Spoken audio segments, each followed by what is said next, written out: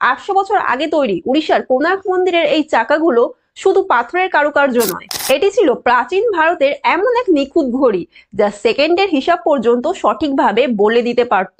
এই মন্দিরের প্রতিটি চাকায় 8টি প্রধান স্পোক আছে। প্রাচীন ভারতের সময় অনুযায়ী দিন ও রাত মিলিয়ে মোট 24 ঘন্টাকে 8টি প্রহরে ভাগ করা হতো, অর্থাৎ প্রতিটি বড় স্পোকের মধ্যেকার দূরত্ব হলো 3 ঘন্টা। বড় দুটি স্পোকের মাঝে যে ছোট স্পোকটি আছে সেটি 1.5 ঘন্টা বা 90 মিনিটকে রিপ্রেজেন্ট করে। চাকার একদম বাইরের রিমে 30টি করে পুঁতি আছে।